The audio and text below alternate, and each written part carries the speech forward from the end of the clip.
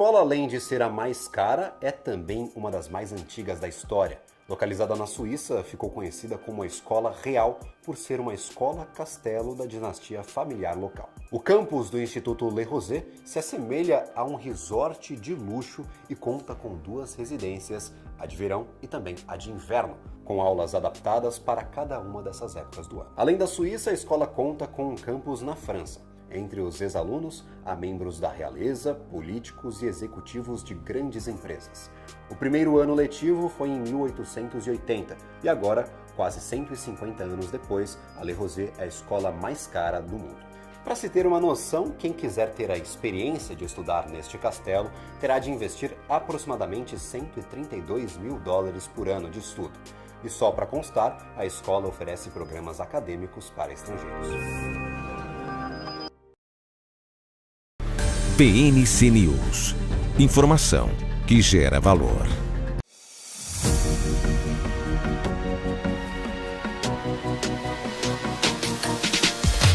PNC News. Informação que gera valor.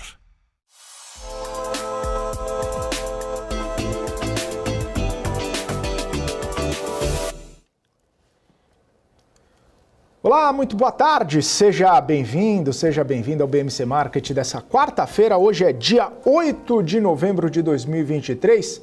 Eu sou Felipe Nascimento, estamos chegando aqui com os principais assuntos, os principais destaques que estão movimentando o mercado financeiro nessa tarde de grande volatilidade no Ibovespa. A gente acompanhando desde o início do pregão a movimentação do mercado financeiro. Tivemos momentos de alta, momentos de baixa, momentos de um respiro onde o Ibovespa até tentou chegar ali nos 120 mil pontos, inclusive na máxima intradiária, 119.975 pontos.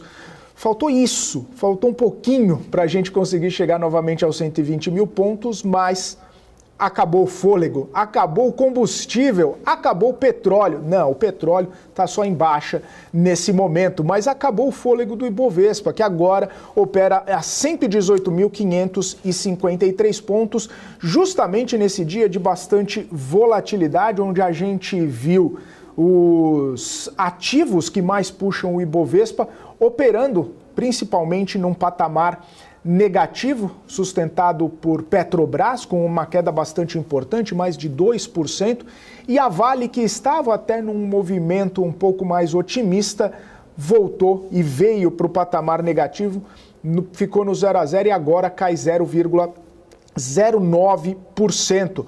Um movimento também, de queda que a gente vê nos ativos relacionados ao setor financeiro, Bradesco e Itaú caindo.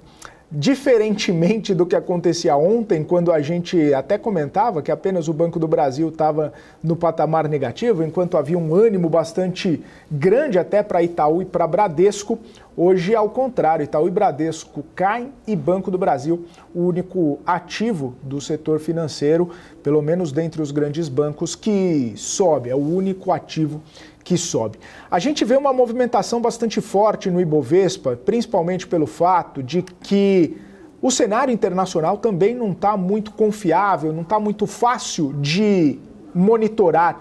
A gente tinha até um certo otimismo nas bolsas internacionais no começo do pregão lá nos Estados Unidos, a gente via as bolsas subindo levemente, todos aguardando a fala de Jerome Powell tentando pegar algum movimento, pegar alguma sinalização do que está por vir na política monetária lá nos Estados Unidos.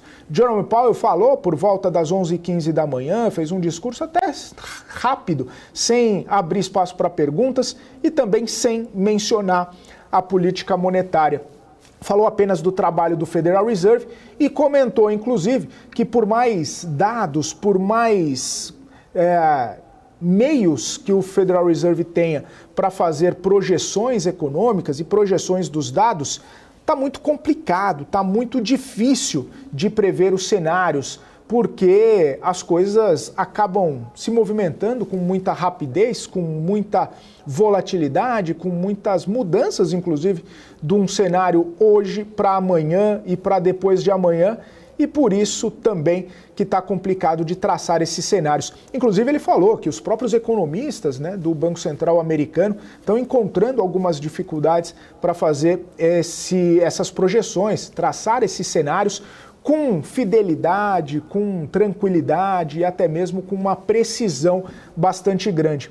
Isso acabou trazendo um certo incômodo, né, para os investidores, trazendo alguma cautela para os ativos que justamente estavam aguardando que houvesse uma mensagem talvez um pouco mais amigável, que houvesse uma sinalização de que as coisas lá nos Estados Unidos estão bem encaminhadas e que possivelmente deve haver uma mudança na perspectiva dos juros por lá. Não foi isso que Powell falou, não foi isso que Powell muito menos sinalizou, e talvez aquela vontade que o mercado tinha de que os juros nos Estados Unidos pudessem cair a partir de maio, isso já ficou para trás. Isso talvez não vai acontecer.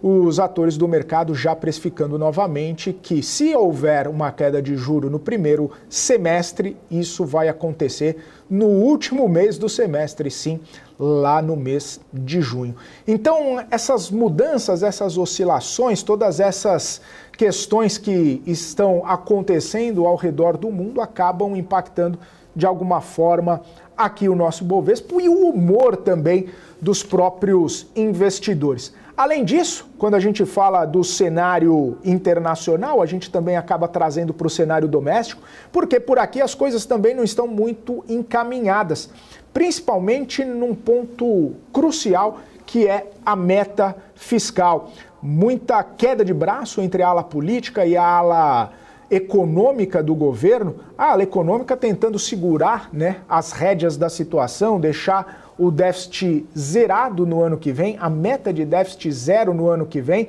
justamente para continuar ancorando as expectativas, continuar dando uma sensação para o mercado financeiro de que as coisas podem trilhar para o caminho correto. Mas a ala mais política gostaria que o governo mandasse alguma sugestão de alteração na meta. Inclusive, a própria Casa Civil tem uma perspectiva de um déficit de 0,5% do produto interno bruto no ano que vem. E aí é que mora a questão, se há essa expectativa de mudança do déficit, aí acaba sendo como aquele dominó que vai derrubando as expectativas daqui para frente. Além disso, tem toda a situação da arrecadação, o governo central, né, divulgou as contas do governo central, mais um déficit, mais uma questão de arrecadação. O presidente Lula comentando inclusive esses dados, falando que a gente está vivendo um problema de arrecadação, uma crise na arrecadação. O ministro Fernando Haddad se reunindo com Arthur Lira para tratar de temas e pautas importantes para arrecadar mais para o governo, principalmente a subvenção do ICMS, que tende a colocar mais 35 bilhões de reais na conta do governo no ano que vem. E talvez, e aí o ministro Fernando Haddad comentou, talvez seja votado ainda nesse ano, porque se não votar nesse ano vai ser mais complicado ainda de colocar esse recurso para dentro do cofre. Então é um cenário bastante tumultuado e até mesmo difícil compreender todos os nuances que estão trazendo essas mudanças de perspectiva muito rapidamente para os mercados, mas basicamente é isso que a gente está vendo, né? Interno e externo, cenário internacional e cenário doméstico, tudo isso movimentando as expectativas dos investidores.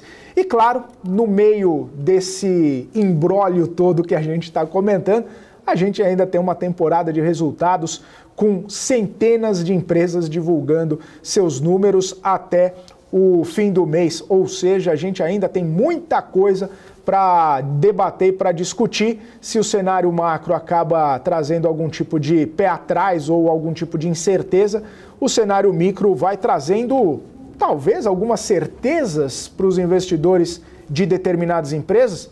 É isso que a gente vai comentar também aqui no nosso BMC Market com os nossos convidados e, claro, com ele, Marco Saravalli, que já está chegando por aqui para a nossa conversa desta tarde. Saravalli, muito bem-vindo. Prazer tê-lo aqui novamente. Muito boa tarde. Boa tarde, Felipe. Boa tarde a todos. Essa tarde que parece que típico clima de São Paulo, né? A gente tem 4 estações num dia só. No mercado também financeiro, vale essa mesma máxima, né? Agora a gente está tentando atravessar por um outono, mas chegando no inverno, é isso, Sarabia? Essa tarde, né? À tarde, né? A gente começou ali com o verão, clima de férias, né? Rally de final de ano, aquela alegria. E antes a gente estava com um movimento bipolar aqui, que a gente mudava de opinião uma vez por semana, uma vez por mês, né? Hoje a gente está mudando de opinião dentro do dia, né?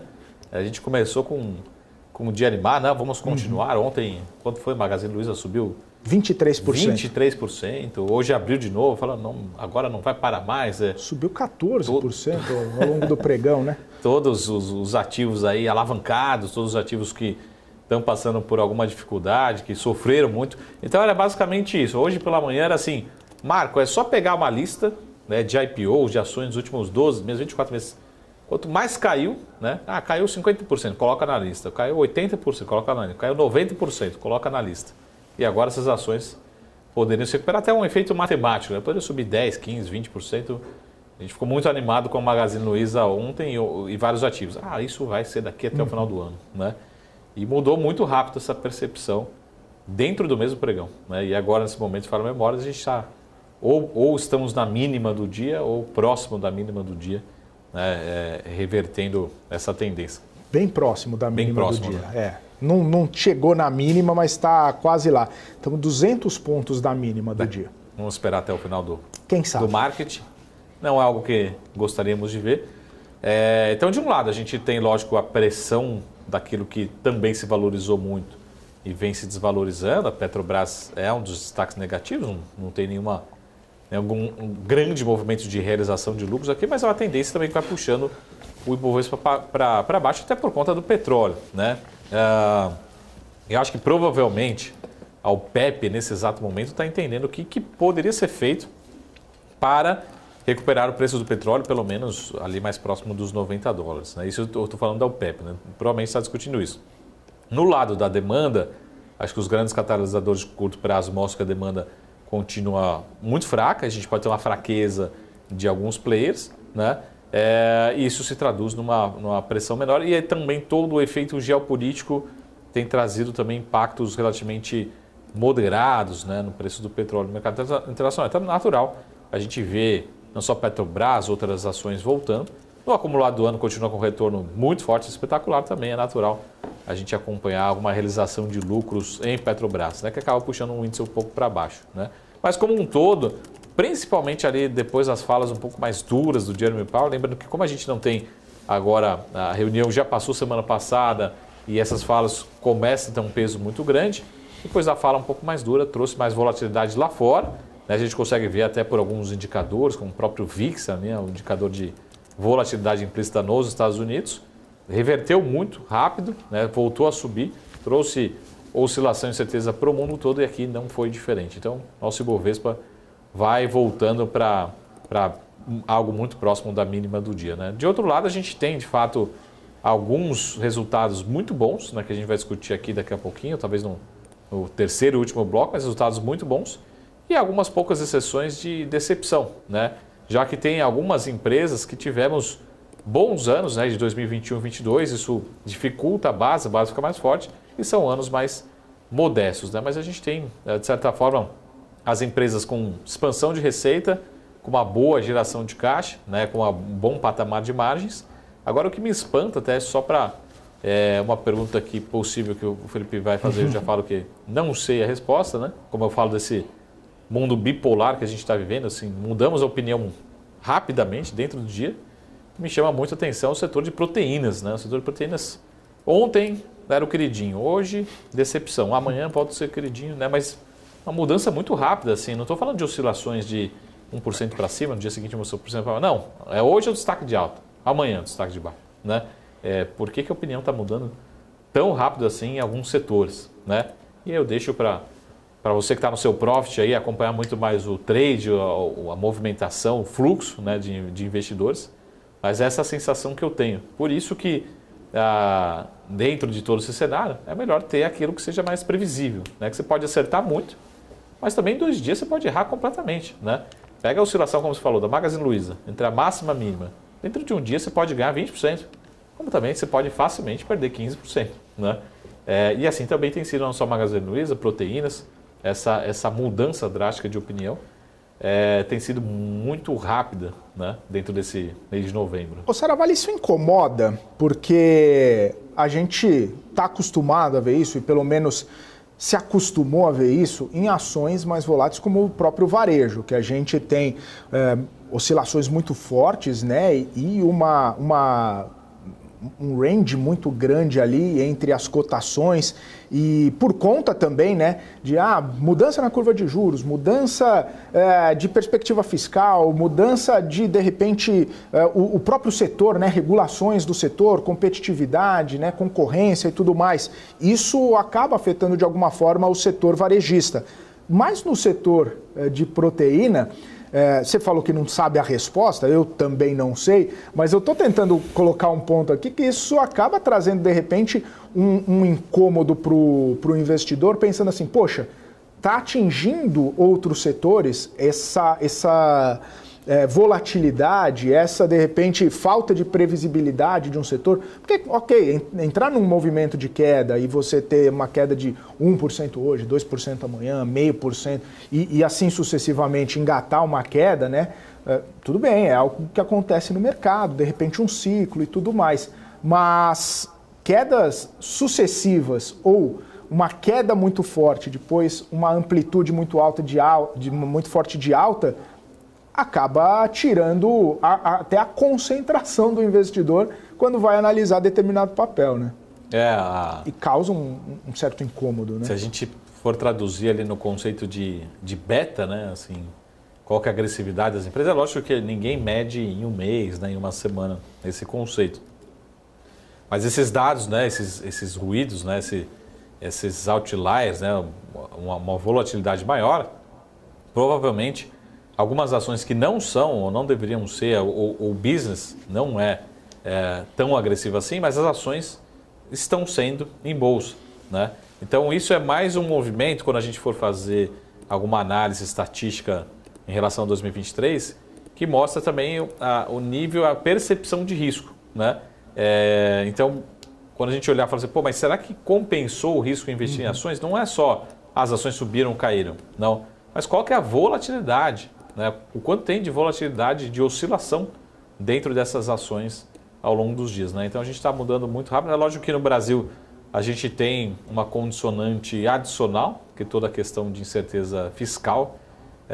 Até ontem a gente estava falando aqui com o economista-chefe da Warren, que já temos incerteza que algo que estava certo, que era a reforma tributária. Né? Então a gente vem adicionando mais exceções, mais incertezas, mais dúvidas em algo que já estava completamente afirmado, enfim, consolidado.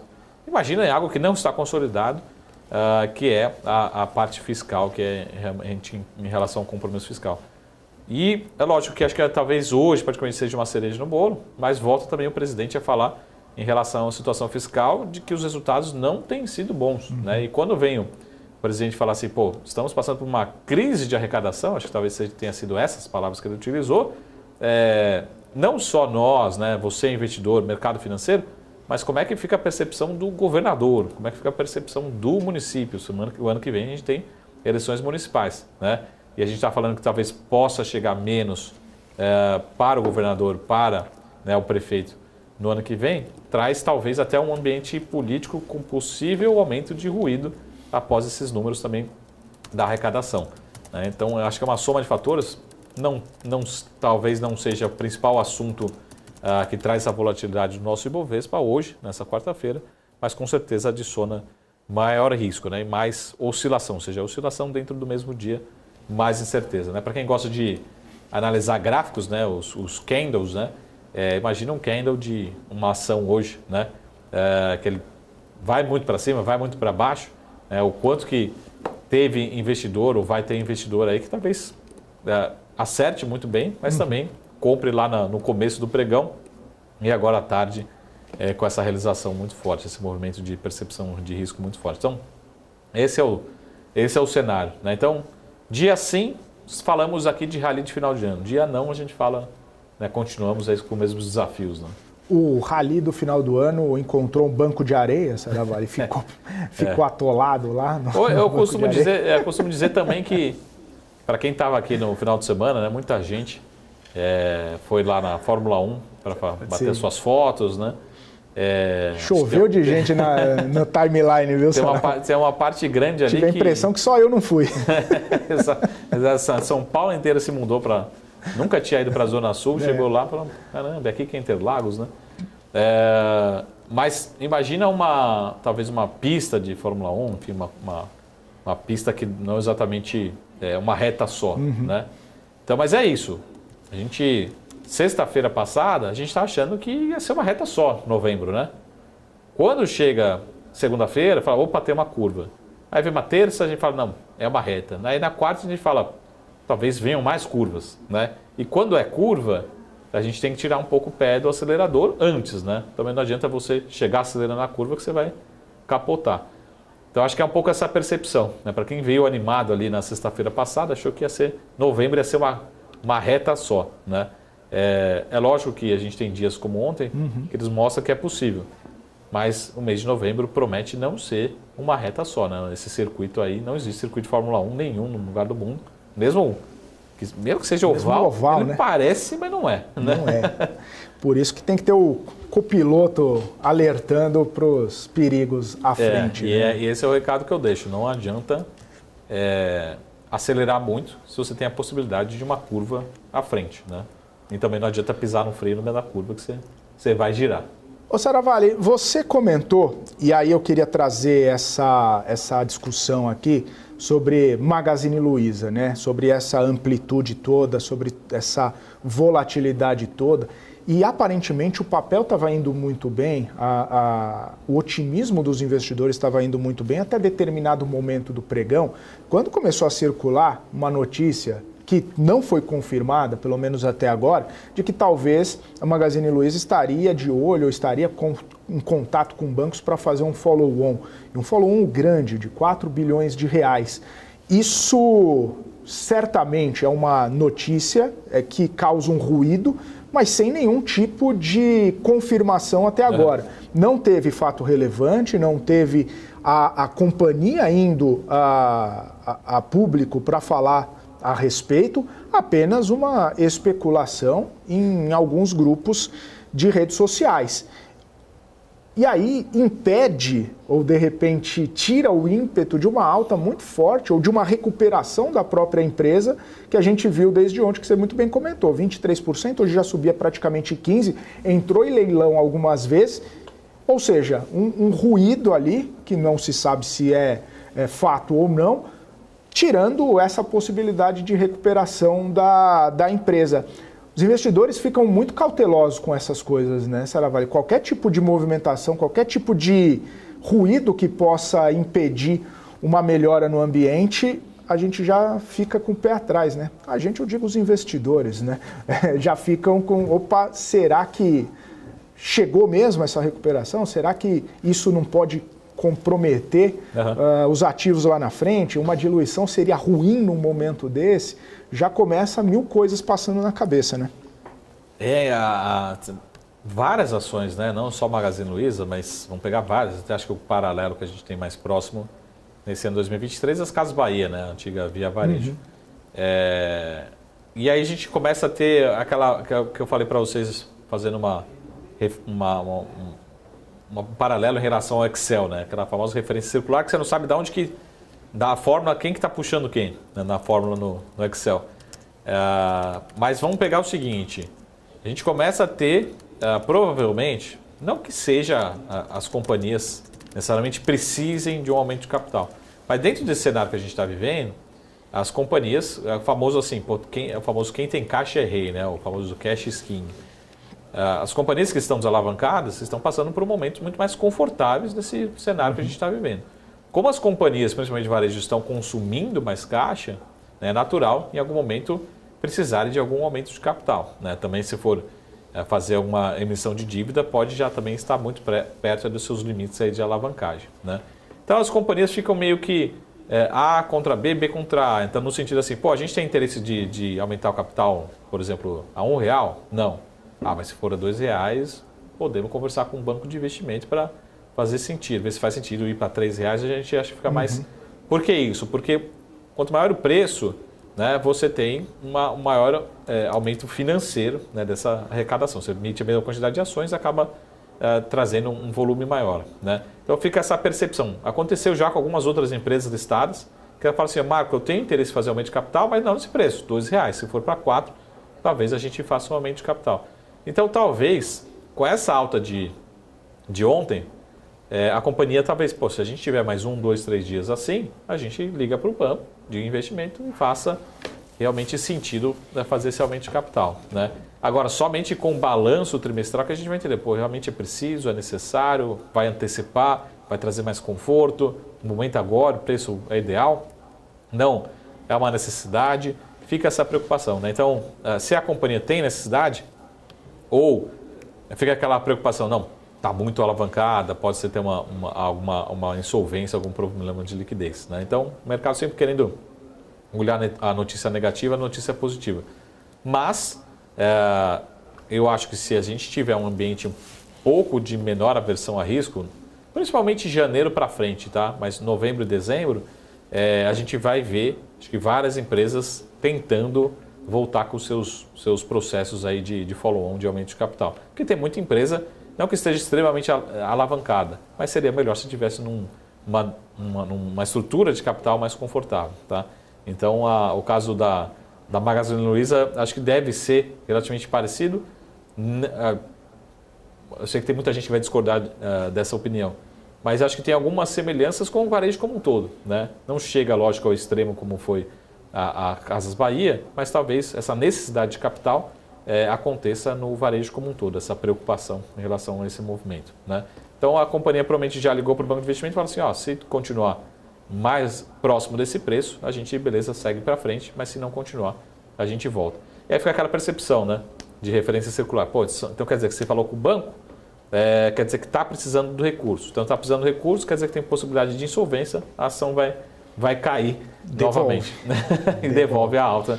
E fica nessa famoso chove no molho, né? O papel sobe muito, depois bate um preço, fala que tem a possibilidade de follow-on, né? Mas eu não cheguei a ver um comunicado da companhia, né, até esse momento.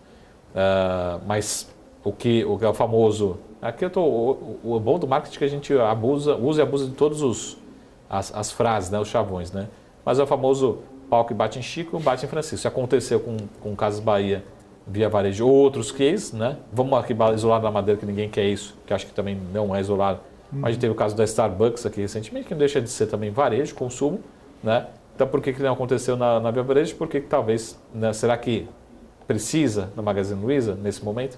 Todo um questionamento do setor, como a gente já viu algumas empresas de consumo e varejo ainda queimando muito caixa. Um paralelo, talvez, em relação a consumo, foi CVC, né? CVC ainda com esse processo aí de recuperação, mas ainda com queima de caixa ainda muito forte. E aí veremos, né, se efetivamente se consolidar esse cenário, qual vai ser a demanda, qual que vai ser o preço do follow-on, né, a precificação do ativo, se vai ter a demanda, se vai conseguir captar o que está esperando, porque também, igual você falou com Casas Bahia, né, às vezes precifica e coloca para o mercado não quer pagar, né, e aí a empresa fica talvez uma situação mais desconfortável para a companhia, né, estava precisando de repente do recurso, precificou, pôs para jogo, não captou e ficou com uma batata quente na mão ainda para conseguir descascar.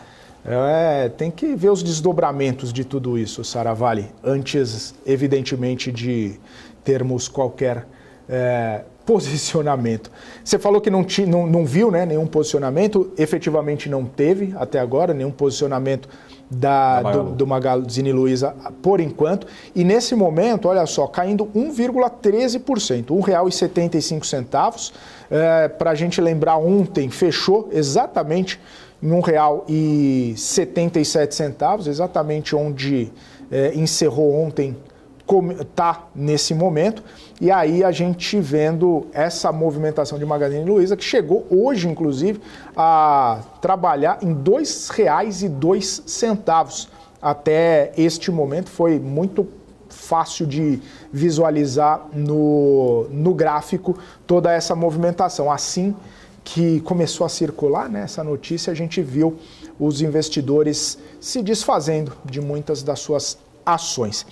É exatamente isso, e a gente falando, obviamente, de todo o setor varejista, a gente falando sobre vários outros setores, falando também do próprio Ibovespa, que nesse momento cai 0,57%, chegamos quase a tocar os 120 mil pontos, e nesse momento 118.591 pontos. O cenário, né, bastante pressionado, né, para o Ibovespa, bastante pesado ainda, e quase, não vou bater o martelo aqui, mas quase conseguimos engatar 6 pregões consecutivos de alta, e se continuar do jeito que está, talvez não ocorra mesmo. São 2 horas e 59 minutos, olha só, 1 minuto para as 3 horas da tarde. O BMC Market vai agora para um rápido intervalo. Daqui a pouquinho a gente volta com mais Marcos Saravalli, nossa convidada do dia. E claro, você que está nos assistindo, continue com a gente. BMC News. Informação que gera valor. O que impacta a economia e o mercado global.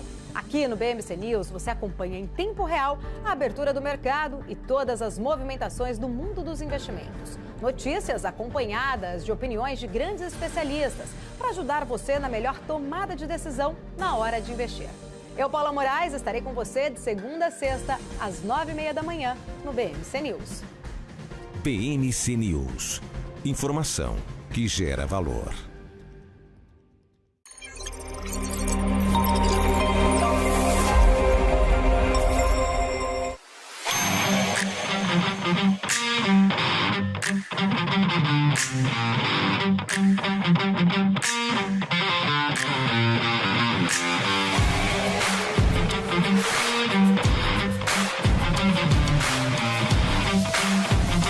Vortex. Ion.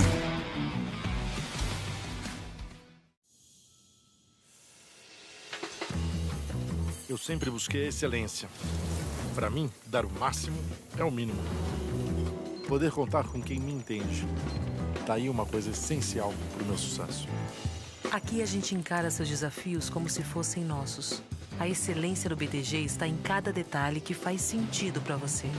Sua trajetória merece essa experiência. BTG Pactual. Dê um BTG na sua vida. No BMC Stock trazemos as principais atualizações do mercado nacional e internacional, sempre destacando o desempenho de cada um dos setores. Eu sou Gabriel Monteiro e junto dos nossos convidados vamos trazer informação em primeira mão, com gráficos, estudos e tudo o que você precisa para começar a sua tarde bem informado. Te espero de segunda a sexta à 1h30 da tarde. BMC News. Informação que gera valor.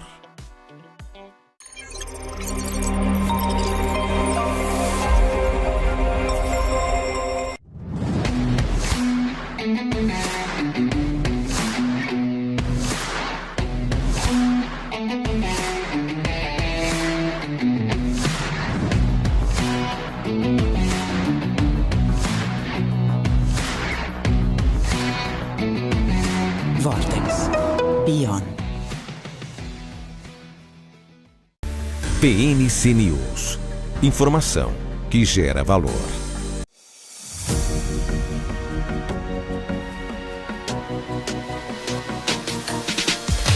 BMC News. Informação que gera valor.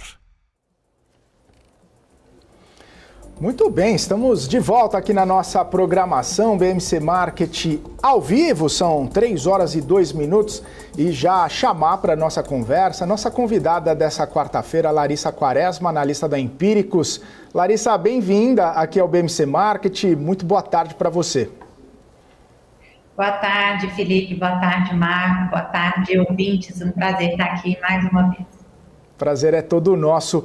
Larissa, queria começar conversando contigo um pouco a respeito do setor bancário, porque tem muita expectativa, né? A gente viu recentemente dados, né, do balanço do terceiro trimestre do Santander, do Itaú, hoje mais cedo saiu dados do BTG e hoje, mais tarde, saem os dados do Banco do Brasil e amanhã ainda Bradesco. Uma safra que bastante importante e interessante, até por conta da dinâmica da economia e também de todos os trimestres anteriores, né?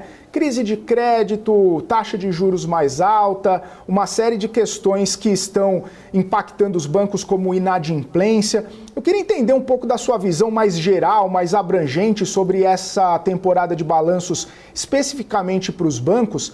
Como que você está vendo, né, esses dados que já saíram, expectativas para os dados que vão sair? A gente tende a ter uma safra de balanços para bancos um pouco melhor do que a gente viu nesse ano, ou o cenário ainda está um pouco mais complicado? Como que está essa sua percepção? Legal. Bom, acho que para o setor como um todo, né, é inevitável que a gente veja alguma recuperação em relação ao segundo TRI, que ele foi um segundo TRI muito fraco, por causa de toda a crise de crédito causada por Americanas, né? Então, a fraude descoberta na Americanas gerou uma paralisação, quase um congelamento do mercado de capitais de crédito no Brasil e do mercado de capitais de ações também. Então, isso acabou pegando muito a parte de investment banking dos bancos, né, que é a assessoria de emissões.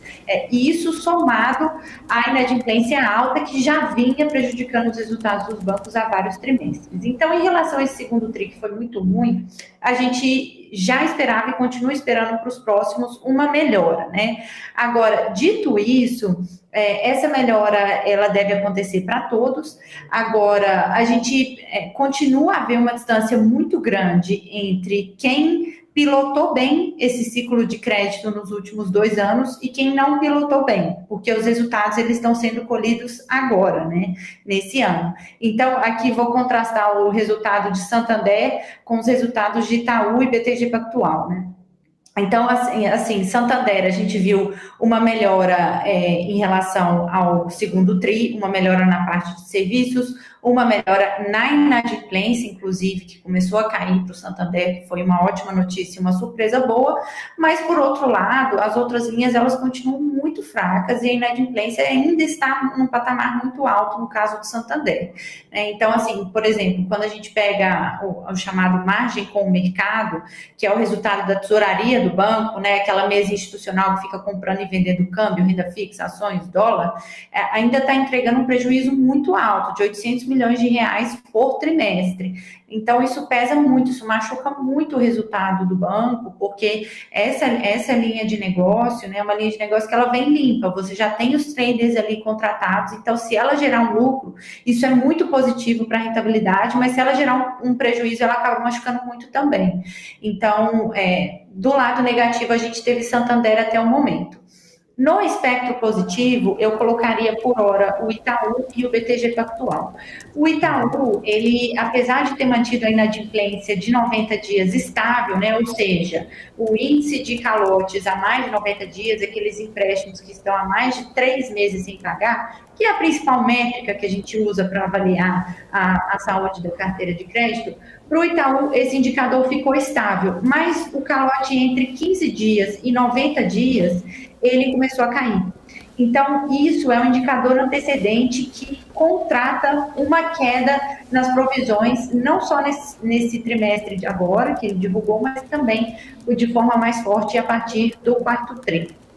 Então, isso ajudou bastante o resultado de Itaú e também o fato da receita de serviços ter tido uma recuperação super importante, que, como eu falei, o segundo TRI foi fraco e agora a gente teve uma recuperação na parte de consórcios, na parte de investment banking, com as emissões de dívida que voltaram, né?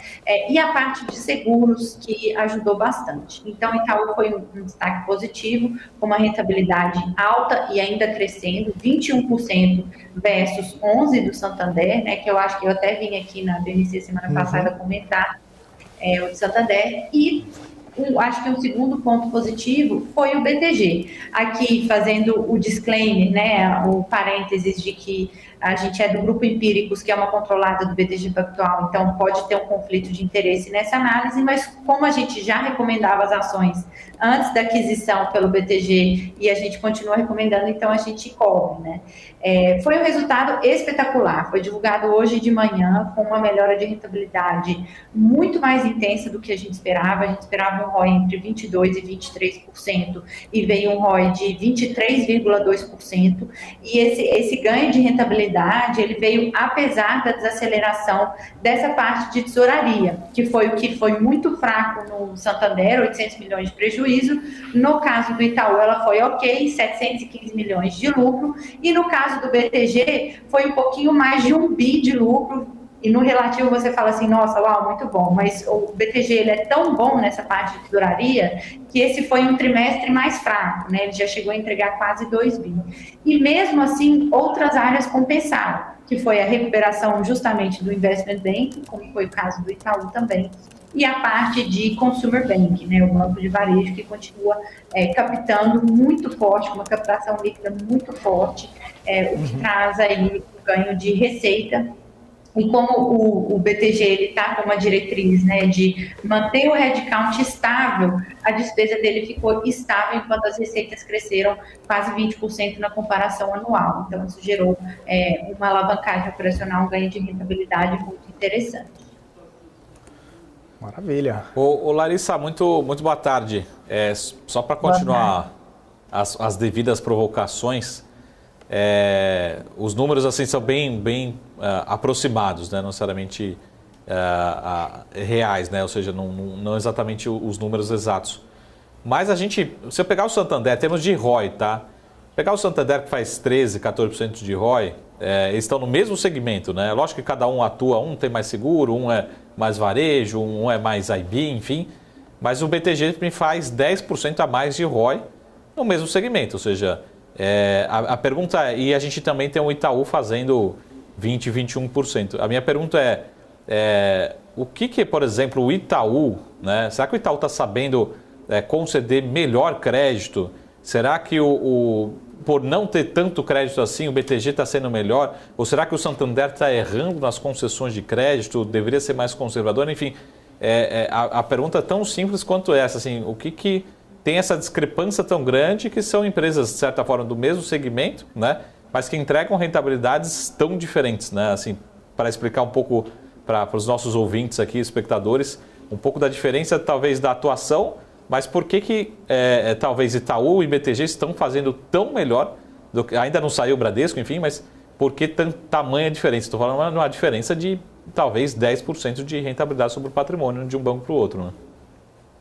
É isso mesmo, a diferença ela é brutal e essa é uma ótima pergunta. E a resposta para ela, né, eu diria que 80% passa justamente pela parte de crédito. Porque como esses bancos eles já são muito grandes, vou colocar em números aqui, tá? O Santander ele tem uma carteira de crédito de 500 bilhões. O Itaú tem uma carteira de crédito de 1 trilhão de reais. O BTG ele é um pouco menor em crédito, ele tem uma carteira de mais ou menos 150 bilhões de reais em crédito concedido. Então, qualquer mudança na concessão de crédito, na originação que você faz hoje, ela não vai aparecer nos seus indicadores de inadimplência consolidados hoje. Porque imagina que você está produzindo ali que seja 10 bilhões de reais de crédito novo por trimestre, né? Se pegar no caso do Itaú, que é uma carteira de 1 tri, por exemplo, né? E isso dá 1 tri, 100 bilhões, 10 bilhões, isso dá 1% de renovação por trimestre. Então, para isso começar a mexer o ponteiro no consolidado, vai muito tempo. Então, foram decisões na originação de crédito, aqui comparando Santander e Itaú especificamente, depois eu faço a análise para BTG. Essas decisões foram tomadas lá no final de 2021, começo de 2022, elas estão começando a surtir efeito agora, né? Então, isso é uma questão muito importante. O Santander, ele começou a adotar uma política de crédito mais restritiva tarde. Ele começou a fazer isso lá em meados do ano passado, em meados de 2022, enquanto o Itaú, ele já tem um perfil de cliente que tem uma saúde financeira melhor, o cliente de varejo do Itaú, a renda dele é maior, ele tem mais patrimônio e ele é melhor pagador, né? Então, isso já ajuda. E também ajuda o fato do Itaú ter adotado uma política de crédito mais conservadora antes. O Itaú, ele literalmente, ele anteviu, né, que a inadimplência do varejo ia piorar e ele já começou a segurar o crédito antes dele começar a enxergar esses indicadores de inadimplência deteriorando no caso dele. Por isso que eu chamei de pilotar bem o ciclo de crédito, né, porque é você enxergar um pouco antes daquilo acontecer. Então, alguns exemplos práticos de como isso acontece, uma coisa que o Santander já fazia muito e continuou fazendo bastante, mesmo ao longo da piora do ciclo de crédito, é o que eles chamam de originação mar aberto, que tem certeza que vocês ou os ouvintes já receberam SMS, mensagem do Santander oferecendo para você ativar um cartão de crédito do Santander. Muitas vezes você não é correntista, você não tem um centavo no Santander, você não tem relacionamento com o banco, né? E você dá um limite de cartão de crédito para uma pessoa, ali, de fato, é uma concessão de crédito, né? O banco está cedendo uma parte do balanço dele para você gastar um dinheiro que você não tem. Então, isso é o que a gente chama de originação mar aberto, com o cliente que não é correntista. Isso o Santander fez muito e continuou fazendo. O Itaú parou de fazer isso muito cedo. Então, ele priorizou a concessão de crédito no varejo para aqueles clientes que ele já conhecia e sabia que tinham capacidade de pagar. Invariavelmente, esses clientes ficaram concentrados ali nos segmentos Personalité e Uniclass, que são aqueles clientes de uma renda mínima de R$10 mil para cima, porque abaixo disso o cidadão brasileiro ele ficou muito prejudicado em termos de orçamento familiar e capacidade de pagamento de dívidas, inclusive. Então, eu diria assim, 90% da discrepância vem por causa disso. No caso de BTG, esse crédito de varejo é uma coisa que o BTG faz muito pouco. Assim, 99% desses 150 bilhões de carteira de crédito do BTG é a empresas, sendo que 80% são grandes empresas de faturamento de mais de R$1 bilhão e o resto é pequenas e médias empresas de faturamento abaixo disso. Então, ao longo desse ciclo de crédito, você consegue passar mais ileso, porque a deterioração maior ela vem muito mais no varejo do que nas grandes empresas. Pelos dados consolidados do Banco Central, a gente começa a ver a deterioração no crédito PJ começando agora, né? Foi a partir do final do segundo TRI, início do terceiro TRI, pelos dados agregados do Banco Central, que a gente começa a ver uma piora. Mas essa piora, no caso das PJs, mesmo assim, ela não é que está superando pré-pandemia. Ela ainda está muito abaixo do normal, né? Está abaixo do pré-pandemia, os índices de calote das empresas, e a expectativa, inclusive, do Itaú é que volte para o patamar normalizado. Então, a principal resposta para a sua pergunta é sim a parte de crédito. E aí você tem outras coisinhas, né, que não ajudam, como eu falei, essa parte de tesouraria, que é muito relevante. Porque, assim, o lucro do Santander, ele foi algo como, eu tenho isso aqui, são tantos números, temporadas de resultado, é uma loucura, né? Mas foi algo como 3 bi, né? E você pegar 700 milhões de prejuízo dentro desse 3 bi é muito relevante, é bem considerável.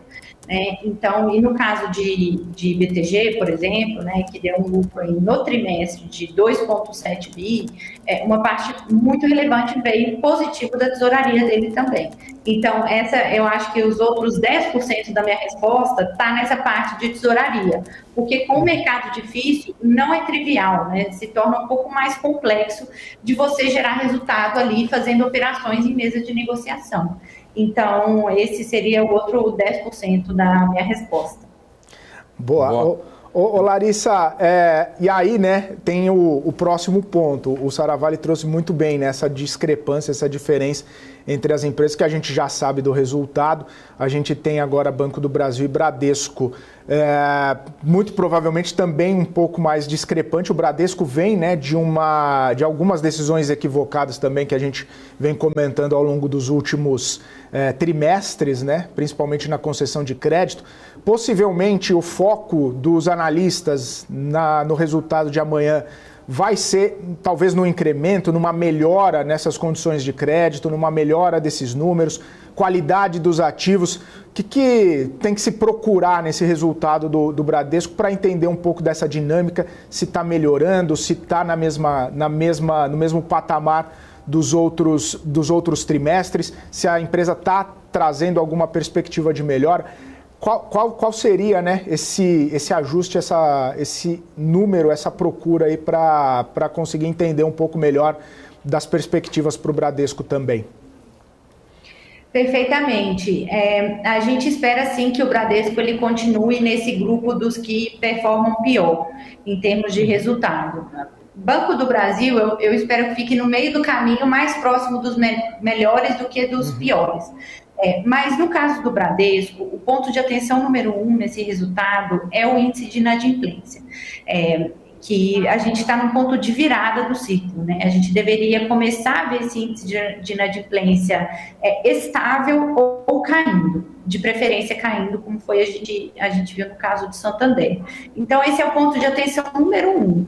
O ponto de atenção número 2 é a chamada margem com mercado, que é justamente a tesouraria, que ela deveria melhorar, né? Ela deveria melhorar, porque essa linha está muito fraca também no caso do Bradesco, há vários trimestres consecutivos, e o Bradesco, durante as teleconferências de resultados, os executivos, eles guiaram para uma melhora dessa linha ao longo do segundo semestre. Então, a gente deveria esperar uma margem com o mercado maior do que foi aquela do segundo tri. Ou pelo menos isso foi o prometido, o sinalizado para o mercado. Então, eu ficaria de olho nessas duas coisas.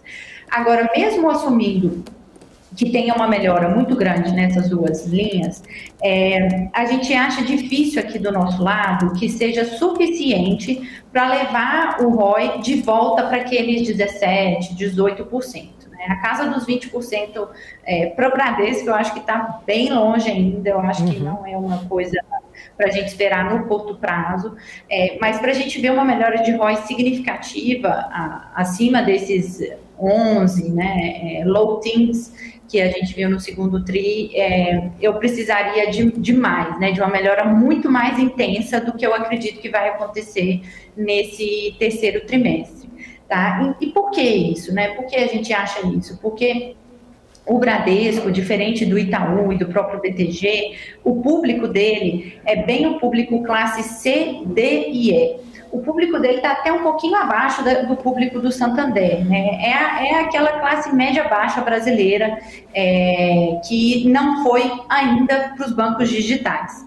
Então, essa, como eu tinha comentado um pouquinho antes, essa foi a classe da população que foi mais apertada, né, pressionada por conta da inflação alta, da desaceleração da economia, da diminuição do crescimento de renda real aqui no Brasil. Então, essa foi a parcela que ficou mais prejudicada, gerou mais inadimplência e, por consequência, acabou machucando o Bradesco com mais força do que os demais. Esse é um ponto que justifica essa expectativa. Um outro ponto é uma questão estratégica, é o cenário competitivo desse mercado, porque os bancos de classe C, D e E, eles são os bancos mais atacados pelos digitais.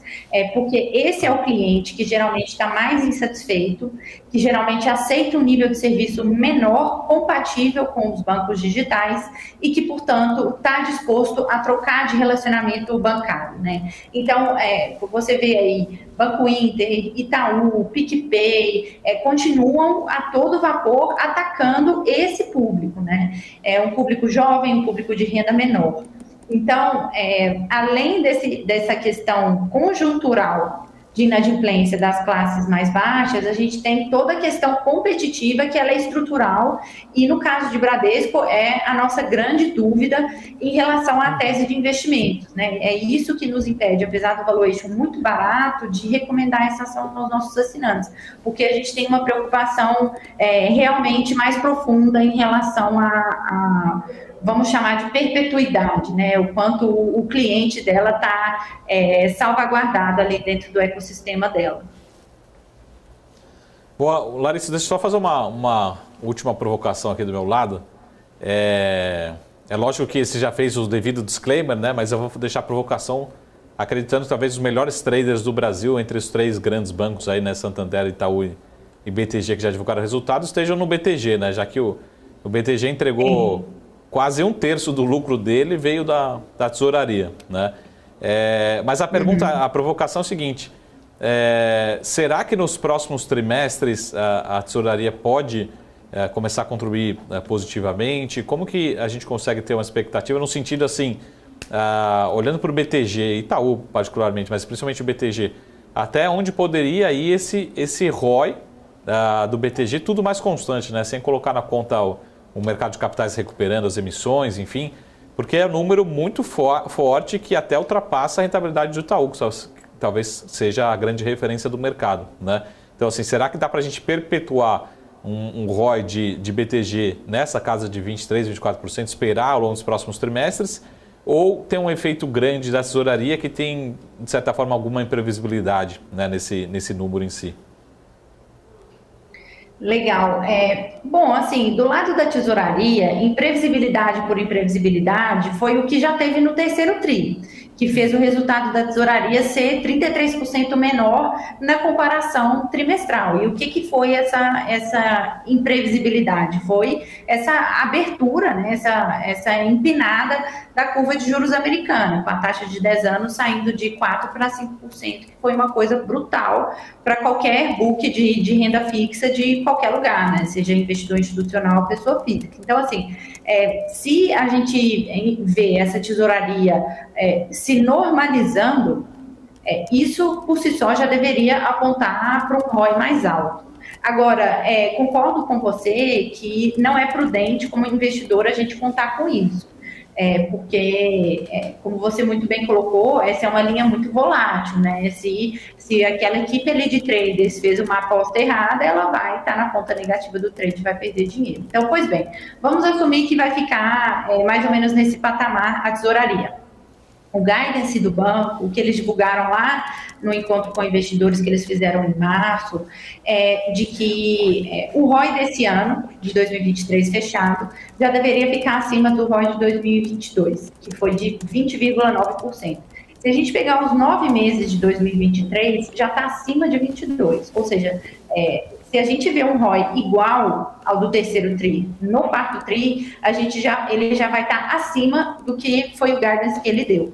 Né? Então, no curtíssimo prazo, eu acho muito provável que esse ROI, na visão anual, ele continue crescendo. Para o ano que vem, depende de condições de mercado, você muito bem falou, mas imaginando que vai estar uma condição de mercado mais ou menos parecida com o que a gente tem hoje. Se o banco manter o conservadorismo no crescimento de pessoal que ele teve ao longo de todo 2023 e que a gente acredita que vai manter, não por informação interna, mas por ouvir as teleconferências e acompanhar os resultados, o banco deve se beneficiar mais uma vez desse efeito chamado alavancagem operacional, que é você crescer suas receitas com uma base de custos e despesas mais ou menos constante ou crescendo abaixo da expansão de receita. Então, é razoável sim a gente pensar em uma expansão de ROI para o BTG. Tá certo. Ô Larissa, e aí, só a última pergunta aqui, fique à vontade.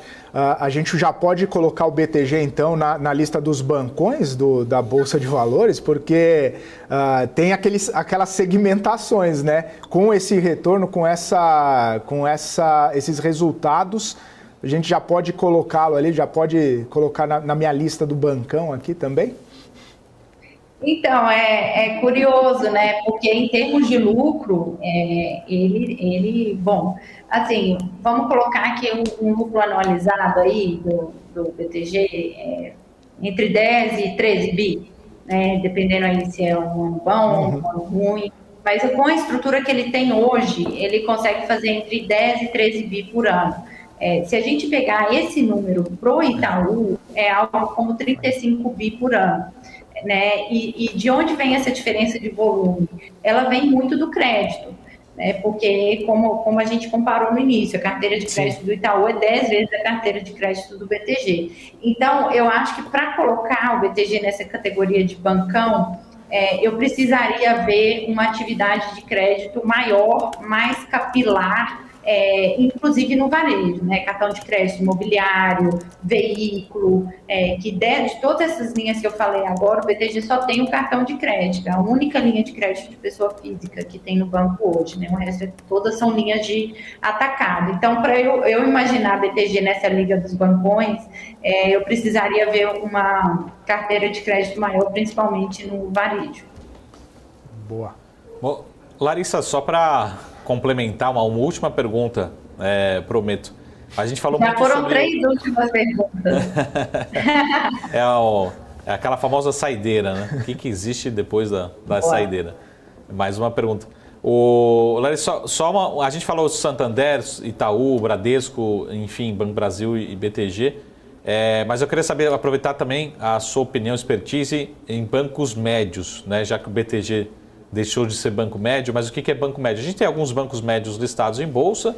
Eu queria saber se você tem alguma recomendação, percepção, resultados, acho que talvez todos ou a maioria ainda devem ser apresentados para o mercado, mas como você vê esse tipo de banco, que de vez em quando são menos conhecidos, menos negociados, mas talvez estejam também com uma boa rentabilidade. O que você acha em termos de análise mesmo, como é que está o comportamento? Lógico que às vezes alguns são mais nichados, né, mais ligados a IB, mais ligados a crédito middle market, ali, enfim. Mas como é que você vê esse segmento para o investidor em bolsa, particularmente? Legal. Você está falando daquela categoria que tem Banco Pine, Banco ABC, né? BR Partners. A gente já teve uma recomendação aqui de compra para o Banco ABC durante boa parte desse ano. O Banco ABC é um banco focado em pequenas e médias empresas e muito focado no crédito a essas pequenas e médias empresas, né? Então, é uma operação bem intensiva em capital e que eles também pilotaram muito bem esse ciclo de crédito para o pequeno e médio empresário. Eles são extremamente conservadores na concessão de crédito. É difícil você aprovar um crédito corporativo lá no Banco ABC. Então, eles rodaram com um retorno sobre patrimônio líquido bem interessante, mas a gente retirou essa recomendação de compra em algum momento nesse ano por questão de valuation, por já ter andado muito e subido muito a ação. Então, a gente achou que já estava com uma margem de segurança mais apertada.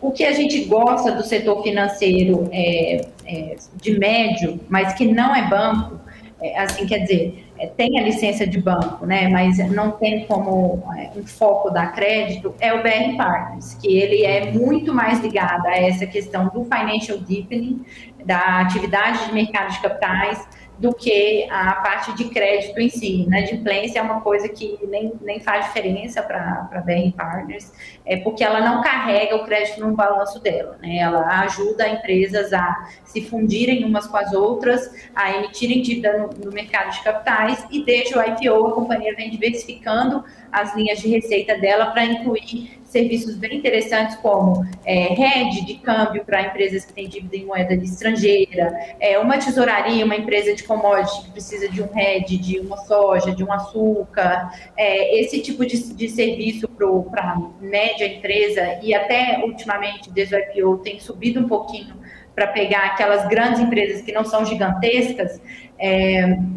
A gente gosta muito. É uma empresa que entrega um ROI de 15% a 20%, em trimestres piores de mercado, ela entrega um ROI mais baixo, em trimestres de atividade de mercado de capitais muito forte, bolsa subindo, ela entrega um ROI mais perto de 20%, e isso aí, faça chuva, faça sol.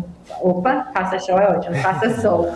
Então, é uma companhia que a gente gosta bastante, e inclusive a gente vai receber o CEO aqui, o Ricardo Lacerda, para uma live de comemoração aos 14 anos do Grupo Empíricos.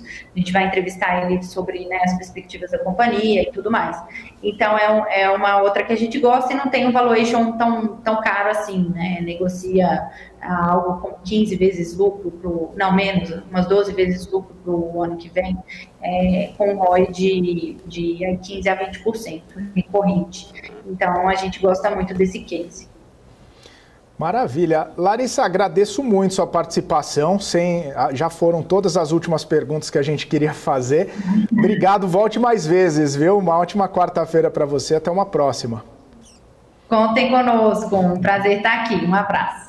Obrigado. Outro. Tchau, tchau. É isso aí. Conversamos com a Larissa Quaresma, analista da Empíricos aqui com a gente, falando sobre bancos, né? Bancos, os grandes bancos, né? Bancos médios também. Uma análise bastante aprofundada, bastante importante sobre toda essa movimentação. Inclusive, eu quero trazer aqui, né, uma percepção de como estão os bancos neste momento, né? Estou até monitorando num dia em que o Ibovespa tá bastante volátil, né?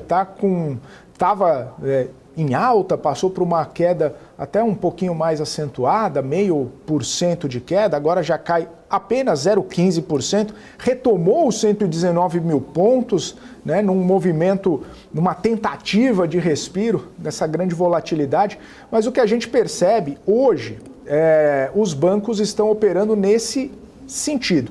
Santander subindo 1,22%, o Banco do Brasil 1,31%. Aí temos o Bradesco, que mudou aqui, né, o patamar, que estava, inclusive, caindo e passou a subir, subindo 0,73%. E o Itaú, que também estava no movimento de queda e passou a subir, agora sobe 0,49%.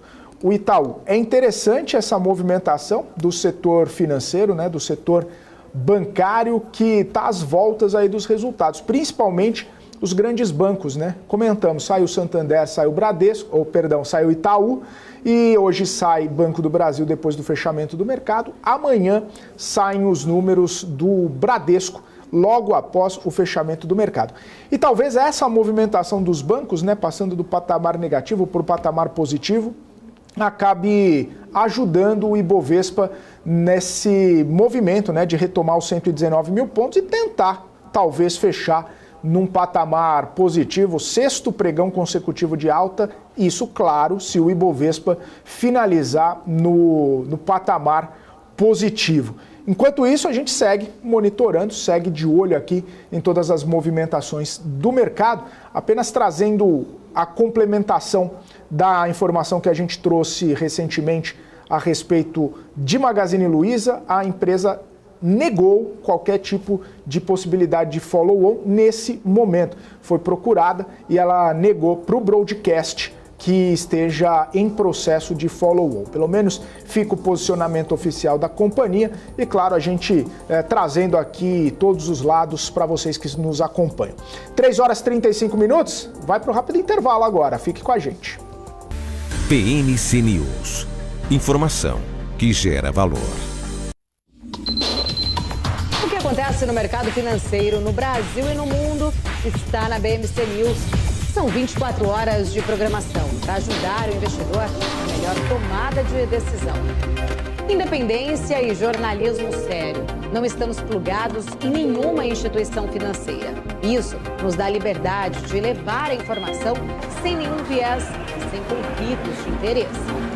Ser a ponte entre as notícias, empresas, especialistas e os investidores. Tudo de uma forma dinâmica e com uma pitada de bom humor. Informação que gera valor, você sempre vai encontrar na BMC News.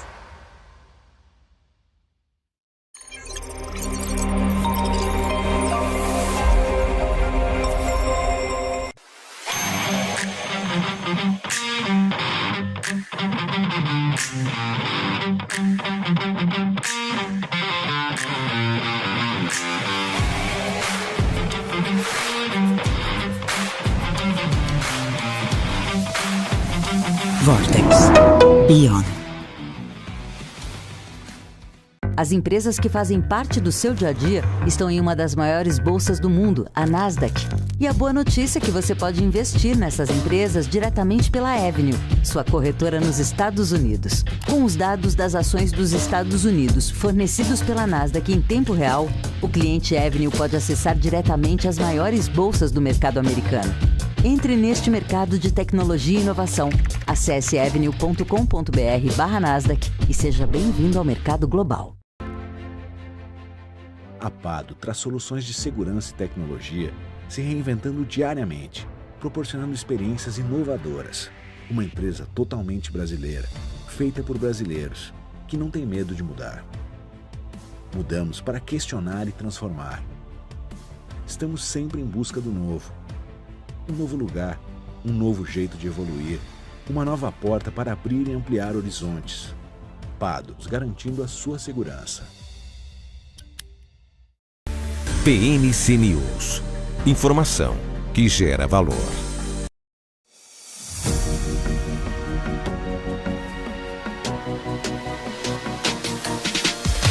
PMC News. Informação que gera valor. Muito bem, estamos de volta aqui na nossa programação BMC Market ao vivo, são 3 horas e 38 minutos. Agradeço você que está nos acompanhando nessa quarta-feira de muita movimentação, quarta-feira de muita volatilidade no mercado. Estava até comentando agora há pouco aqui, antes da saída para o intervalo, toda essa movimentação de retomada dos 119 mil pontos, o Ibovespa tentando, fechar mais um dia de patamar positivo. Por enquanto não está, mas está tentando, Já vale, A tentativa já vale. Mas muito pressionado, Petrobras caindo quase 2,5%. A Vale caindo também, agora é 0,04, Tá só vermelho aqui na minha tela, mas me enganou, não está caindo tanto assim, está praticamente no 0 a 0. Talvez por isso também tenha diminuído um pouco as perdas do Ibovespa. Mas o que acaba trazendo, algumas movimentações, e eu trago inclusive a própria maior alta do dia, foi TOTUS, Está sendo TOTUS subindo 5,09. Chegou a subir mais ao longo do pregão, mas nesse momento subindo praticamente 5%. Consequência de um resultado interpretado como positivo. Saravalli, a gente olhando para o resultado de TOTUS, quando a gente olhando lá para os setores, setor de tecnologia, o setor que tem uma sensibilidade talvez maior com juros, um setor um pouco mais sensível a essas movimentações, acaba sendo pressionado aqui, uma pressão ali, mas quando vem o resultado, interessante o resultado de TOTUS, promovendo inclusive a maior alta do Ibovespa hoje. Investidores gostaram dos números. A gente também tem o segmento de tecnologia aqui, A gente fala que a gente não tem, nossa Nasdaq brasileira, as ações de tecnologia, principalmente de software, Sim. Mas temos a TOTUS, temos outras empresas listadas. De certa forma, posso ousar a dizer aqui que é a nossa SAP brasileira, Segmento muito demandado, consumo, varejo, indústria, todo o segmento financeiro. A gente precisa, acho que também, não só, a gente não precisa ser acionista, mas precisamos nos orgulhar também que temos boas empresas nacionais listadas em bolsa. E a TOTUS particularmente fez um movimento, para quem acompanha o setor já há mais tempo, fez um movimento de transformar os softwares particularmente em produtos, mais ou menos paralelo com o que você, de uma forma simples para você entender, mais ou menos o que aconteceu, por exemplo, com o seu Windows no seu computador. Então, antes você comprava uma licença, agora você transforma tudo isso num serviço. Então, o software vem se transformando num serviço, isso já ao longo desses últimos anos, e a companhia tem conseguido desenvolver, implementar novas funcionalidades, entrar em novos mercados e transformar isso num business muito mais recorrente. É como se fosse um business de assinatura, de fato. Então, até como a Larissa está aqui falando, BR Partners vai entregar, um exemplo que ela falou, vai entregar um ROI recorrente entre 15 e 20. Então você sabe, se der tudo errado, vai entregar um ROI de 15. Se der tudo certo, vai entregar um ROI de 20. Então você tem uma expectativa de tendência de preço de um ativo. A TOTUS também com esse segmento, ela vai também criando essa previsibilidade. Isso que o investidor mais gosta, Uma empresa que cresce organicamente, pode fazer algumas aquisições, como a TOTUS faz, ou parceria, joint ventures, mas tem uma previsibilidade muito grande. O que é essa previsibilidade? São contratos de longo prazo, assinaturas, renovações. Imagina assim, o cliente dela vai crescendo, ela vai crescendo junto e ela consegue também até repassar a inflação. Ou seja, o business da companhia é resiliente, é previsível, é de longo prazo e vai também sendo protegido de inflação. Então, tudo mais constante. Também precisa pensar como qualquer empresa de software vai ganhando escala. Imagina o seguinte, eu tenho aqui no meu computador um software da TOTUS, no computador do Felipe, o mesmo software, o quanto que a companhia gastou de custos adicionais marginais? Não, é um custo igual, Ou seja, para ela ter um software disponível aqui para mim e para o Felipe ao mesmo tempo, ela vai diluindo esse custo. Então, na medida que ela vai crescendo também, a gente tem um bom comportamento de rentabilidade de margens. Tá? Então, esse é o fator que a gente gosta muito desse tipo de companhia, né? E que o investidor, de certa forma, vem priorizando. Até acho que no destaque negativo, eu não sei como é que está agora, mas um dos destaques negativos, por exemplo, a Dexco, né? Que entregou resultados, acho que mais do que o resultado em si. Né? Depois o Felipe me atualiza a Dexco aqui. Mas 10,73% de queda, na destaque negativo? Talvez. Destaque negativo. E acho que é uma soma de fatores. Mas um ponto que me chama a atenção na Dexco, por exemplo, olhando na contramão, é justamente aquilo que a gente falou. Pessoal, a companhia ela começa a bater num nível de alavancagem. E como é que a gente faz essa alavancagem? Não é só a dívida, é a dívida líquida. Então a gente precisa ver, a companhia tem dinheiro no caixa? Porque tem empresa que tem dívida bruta de 100 milhões de reais, mas tem caixa de 100 milhões. Então a dívida líquida ela é zero. Né? Se a companhia quiser pegar todo esse caixa e liquidar a dívida, resolveu o problema. Então a gente sempre olha a dívida líquida. E quando a gente compara com a geração de caixa operacional, com o EBITDA dos últimos 12 meses, será que a companhia tem uma capacidade, né, de gerar esse caixa operacional para honrar o seu endividamento? Aqui, de fato, não existe um número mágico, né, mas quanto maior, pior. E quando vai passando ali de 3,5 vezes, começa a ter essa preocupação. Então, assim, o resultado já não foi mil maravilhas, operacional.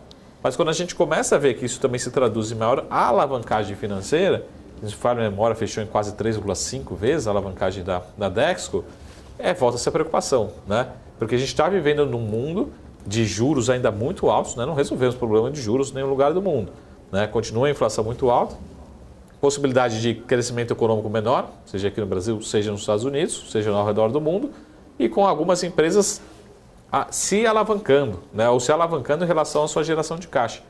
E aí volta aquela preocupação que a gente falou lá no primeiro bloco. Será que vai precisar de aumento de capital? Será que vai conseguir honrar essas dívidas? Será que vai ter que fazer algum movimento aí de ajustar essa estrutura de capital? Tá? Então acho que é uma soma de fatores por que o mercado vem batendo hoje na Dexco particularmente. Então é operacional, uma baixa expectativa, mas a alavancagem também pode ser algum momento de preocupação. Na minha opinião, o investidor tem evitado, continua evitando esse tipo de companhia. Tá?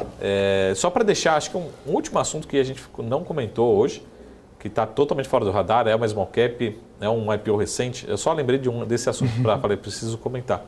Eu não sei se vocês comentaram aqui, que é a Alper. Né? Vocês chegaram a falar sobre a Alper? Não falamos ainda. Mas a Alper podemos dizer assim, um conglomerado, né, de empresas corretoras de seguros, focada a parte de corretagem, mas recebeu uma proposta, né, de uma possível aquisição, uma participação aí, e acho que as ações devem estar refletindo bem, né, forte, chegaram a subir uns 10%. 10% no exato momento. Se não fala a memória, a proposta era na casa ali dos R$43, esse possível movimento de aquisição ou de aquisição do controle, né, foi anunciado também em alguns veículos de mídia. A gente precisa aguardar também um retorno da companhia, mas a princípio seria ali na faixa dos R$43, algo próximo disso. Né? E a ação hoje acho que vem precificando algo próximo 39. de 40, né? Quase perto de Exatamente. R$40. Então é só uma informação que eu acho que é relevante. Eu sei que ela fica, entre aspas, à margem, né? É uma empresa bem menor, mid small cap, recentemente o IPO mais recente, né? Mas é um movimento que acontece nas ações da Alper, particularmente, que não tem nada a ver com o resultado em si. Né? Então, destaque positivo para TOTVS, destaque negativo para Dexco, acho que nessa temporada de balanço, nessa noite para essa manhã dessa quarta-feira. Ô Saravalli, é interessante, né? Porque, por exemplo, a gente vê alguns pares, né? Próximos do setor, né? A Dexco, muita queda hoje. A gente vê um Porto Belo performando bem hoje, né? Tendo uma alta não muito expressiva, mas mais de 1%, né? E muita gente, e eu lendo nas redes sociais, muita gente falando, poxa, não está entregando o que estava prometendo, não está tendo uma melhora, né, nessa percepção de Dexco, né? Então, Porto Belo está tendo margem melhor, está tendo uma rentabilidade melhor. Então, não necessariamente é o setor como um todo que acaba ficando um pouco mais pesado, né? Olhando nesses resultados, a gente consegue perceber nuances não só setoriais, como a gente estava falando dos bancos, que acabam sendo pressionados por uma série de questões mais pontuais do setor, mas também da própria empresa, né? Uma administração ou alguns desafios mais fortes da própria empresa acabam fazendo esses movimentos do dia também. A gente fica com preocupação em relação à execução, né, nas companhias. Como até a Larissa deixou bem, e eu sempre bato na tecla, mas a gente vê que tem uma clara diferença na execução das companhias. E isso acaba se traduzindo em rentabilidade, como a gente acabou de ver aqui no caso dos bancos, né? Ou será que os bancos têm uma diferença de rentabilidade tão grande assim de um banco para outro? Eu estou falando 10%. É o caso também da Dexco, começa a trazer uma preocupação. Por que pode estar perdendo margem? Por que pode estar se alavancando? Por que poderia estar vendendo mais e não está vendendo tanto assim? Não é uma questão só de desenvolvimento de produtos, de segmento de atuação, é realmente, de fato, algo específico em relação à execução, né? Mas só para fazer a última crítica aqui, né? Aquele momento de cancelamento, né? Mas eu gostava tanto do nome anterior aqui, o nome Dexco, eu fico um pouco perdido. Não associa muito, né? A gente está muito próximo ali às marcas, né, da Dexco, mas não associa muito. Assim como o Vibra também, acho o nome bem, não dizer ruim ou bom nome, mas distante da marca, né? Porque qual que é a relação da Vibra com as bandeiras dos postos, né? Então, Dexco também. Você preferia Duratex? Duratex. Era melhor. Detex, né? A famosa Detex. Mas a Duratex, a gente se aproxima muito da marca, né? Da marca do varejo, né? E acho que é um lado bom, né? Porque tem alguns nomes que nos atrapalharam bastante, né, na bolsa. Então, vamos falar de Detex, vamos falar de Dexco, vamos falar de Vibra, vamos falar de Zamp. Zamp achei muito ruim, né? Zamp está muito distante do Burger King, né? Muito. Do dia a dia. Inclusive o Mubadala segue aumentando posição, né? A pergunta que eu fiz hoje de manhã para mim mesmo. Nunca mais vai parar de comprar Burger Falei, King. que esse Mubadala está vendo tanto? Porque na minha avaliação, minha percepção, não parece ser um ativo tão descontado assim, nesse patamar de preço. E segundo, para você que é consumidor, enfim, é difícil, é uma competição bem dura nesse mercado. Para você que mora em cidades grandes no Brasil, é uma competição muito dura quando você tem um McDonald's que, se ele quiser ser agressivo, um McDonald's, ele faz o estrago que ele quiser, né? Faz a promoção, campanha, preço, marketing, enfim. É lógico que o Burger King soube aproveitar muito bem, que imagina que há alguns anos atrás a gente praticamente não tinha. Então, como é que chama? Os arcos dourados, a empresa acabou deixando que o seu competidor nascesse e construísse um player ali muito grande. Mas a competição é muito dura, muito difícil, né? Então, eu vejo muito essa percepção, né? Ainda me questiono, né? Se tiver alguém do fundo, do Mubadala, nos ouvindo, pode entrar em contato aqui com a produção para deixar o seu depoimento. Mas não encontro ainda um racional do porquê participar, se não falo memória, já com 30% do capital da companhia listada aqui em bolsa, né? O que eles estão vendo que a gente não está vendo, né? Talvez algum otimismo aí, além do que o mercado está precificando. Mubadala, que estava até me recordando, né? Veio forte agora em Zamp, comprou uma grande participação na Bluefit, concorrente da Smart Fit, né? Buscando também um crescimento dessas oportunidades. O fundo lá tá investindo bem aqui, né? No nosso mercado. Está chegando para comprar ativos como um todo, né? Chama bastante atenção. Isso, a princípio, não tende a ser um perfil de investidor de trade, né? Assim, ele está comprando uma participação muito grande de Zamp para ficar por vários anos, né? Uma academia também por vários anos. Mas me chama atenção porque, de novo, se eles estão pensando no longo prazo, eles estão colocando num cenário de um crescimento muito forte, né? Estão comprando múltiplo lá de 2025, 2026, não estão comprando os resultados agora de curto prazo. Na minha avaliação, esses ativos precisam apresentar um maior ritmo de crescimento para você justificar um preço mais atrativo. E aí fica fica na minha dúvida, né? Mas podemos pensar o inverso também, né? Se eles já fizeram esse movimento na Zamp, academias Bluefit, provavelmente tem outros ativos que eles estariam dispostos a fazer a avaliação aqui no Brasil, né? Por que não? Ou listar em bolsa, ou não listar, ou de capital fechado, né? Parece ser bastante agressivo, né, o movimento deles, né? Começou ali na Burger King, vai, começou sempre novos comunicados. Né? Exatamente, e toda semana um comunicado diferente. Eu tenho que deixar aqui, ô Saravalli, um depoimento pessoal, que eu gosto muito de Zamp, porque outro dia estava até fazendo uma brincadeira com os colegas aqui para a gente fazer o abecedário dos tickers. E Zamp veio exatamente para completar o abecedário dos tickers. Então temos tickers de A a Z. Né? Sem Zamp, a brincadeira não ficaria completa. Então, você fala memória, não sei se já teve antes. Dizer, para falar a verdade, eu não me lembro. Então, o Zamp ajudou bastante. Né? Então, brincadeiras à parte. Ou você poderia fazer também um jogo de empresas que o código em bolsa não tem nada a ver com o nome da empresa, né? Não necessariamente com o nome da marca, mas vamos pegar aqui o caso também do Carrefour, né? No Carrefour a gente olha lá, o CNPJ é um outro CNPJ, né? Zamp também, é uma outra marca, então às vezes o nome ou do listado em bolsa ou da companhia é completamente diferente, né?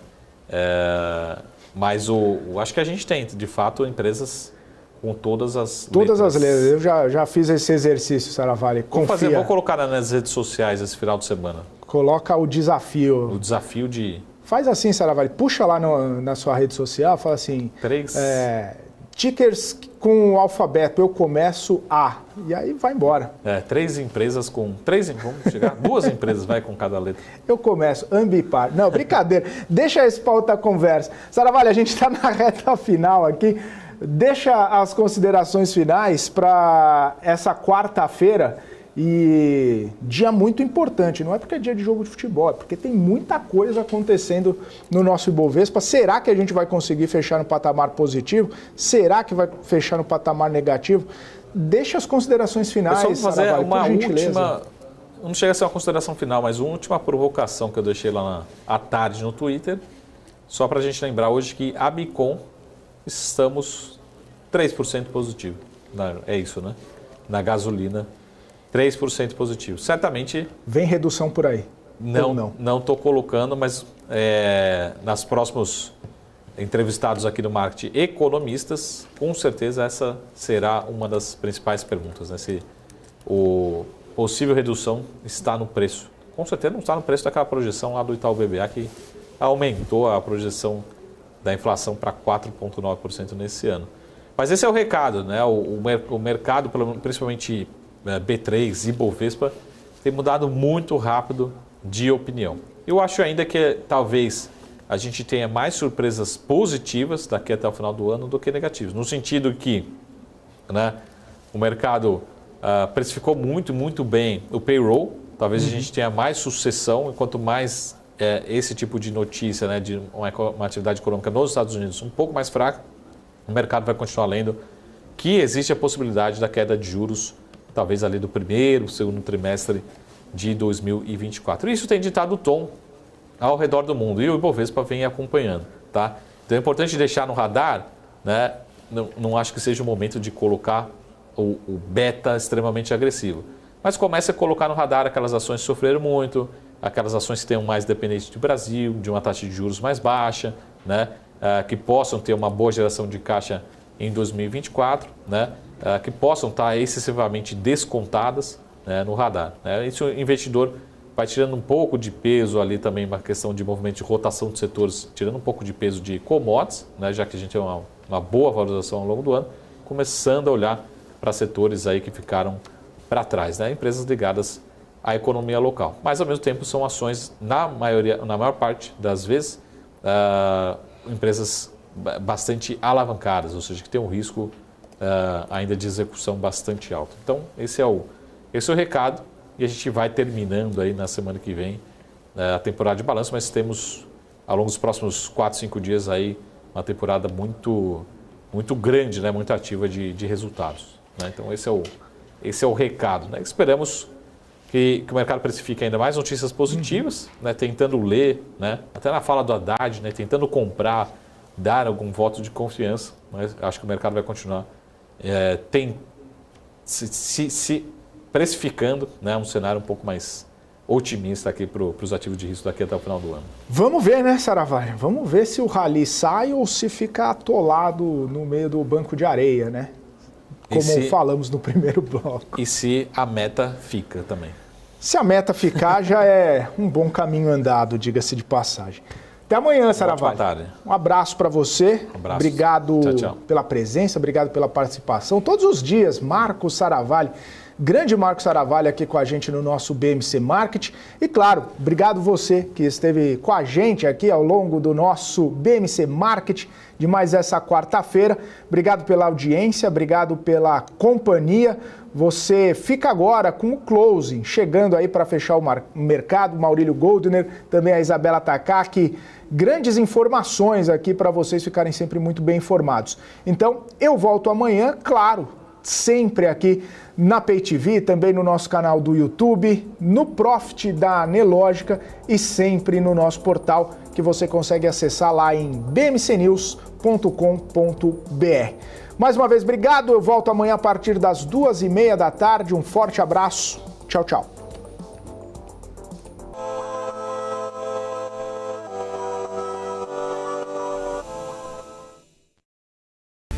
BMC News. Informação que gera valor.